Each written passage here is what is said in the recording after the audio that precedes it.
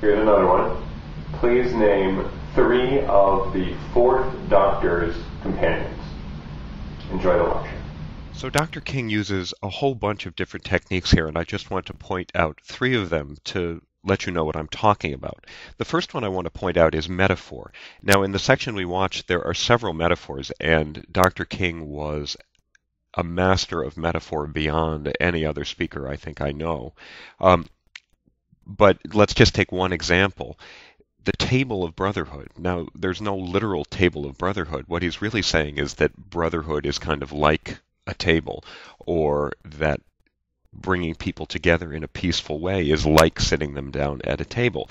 Metaphors are, of course, also images, and so what's happening is that an image is being formed in our mind, and we can connect that image with the concept that Dr. King is trying to get across, and it makes that concept persuasive. Now, when you really think about it, this technique and the other 2 I'm going to talk about are, in a certain sense, tricks. It doesn't make the idea any stronger or weaker on its own actual merits. It just brings that idea home to our human brains in the way that our human brains function in such a way as to make that idea more persuasive for us. I think that that is something that speakers should use, but you can see why rhetoric can develop a bad name. The other 2 techniques are even more technical than that. The first of them is called Anaphora, and that simply means the repetition of a phrase or a word at the beginning of successive sentences. And the most famous one of these from I Have a Dream is the phrase I have a dream itself. When you repeat a phrase like that, it makes what you're saying more persuasive. It just does, and again, that clearly has to do with our brain's hardwiring. And the next one is my favorite of the whole speech, and it turns a line that might not have even been a memorable line into something that echoes in my memory, and I hope in yours, for years to come. I have a dream that one day my children will live in a world where they are judged not by the color of their skin, but by the content of their character. And on the day, as you can see in this film, that line earned a huge cheer. Why? Well, alliteration.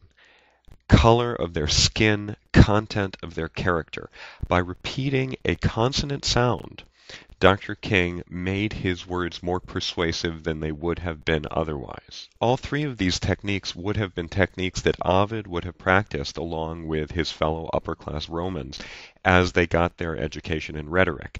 And they would have used all of these techniques along with all of the others that they had learned in the set exercises that they would have been expected to compete in against their fellow students. And one of those exercises was called the Swassoria.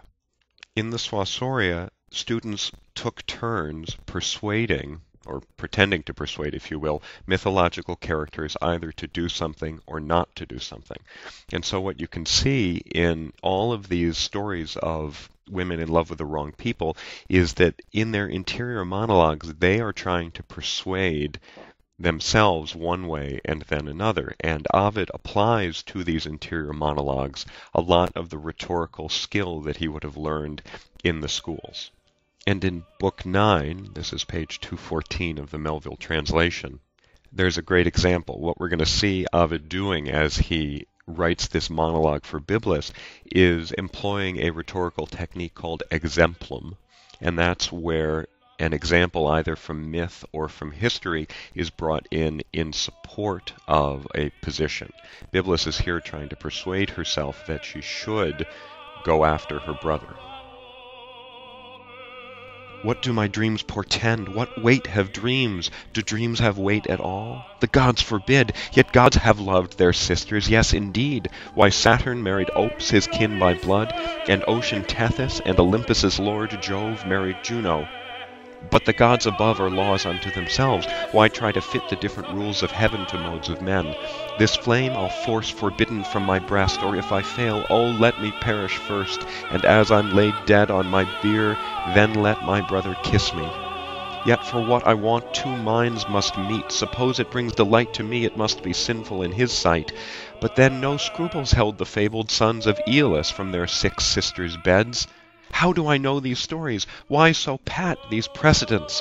What will become of me? When Ovid has Biblis say, why so pat these precedents at the end of that passage, he's making reference to the pat nature of the exempla that would have been used in the Swasoriae. And so he's letting his audience know that, in fact, he's doing this like a Swasoria. The big difference is that, like the other women doing their interior monologues, Biblis goes back and forth on the question. And so she's actually doing both sides of the Swasoria.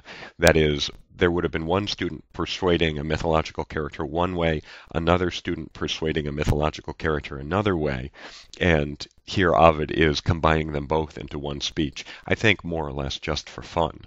And just as he was using tragedy to take apart the integrity of what it means to be a decision-making human, here he's using rhetoric to make it clear to the Romans who were reading, who would have been products of this system of rhetorical education, that their rhetorical education is too pat, that it doesn't answer the need when you come up against something like this perversion, and in turn, when you come up against something that creates this as perversion, that is, Augustus's family legislation. So there you have tragedy and rhetoric. Now we move on to prurience.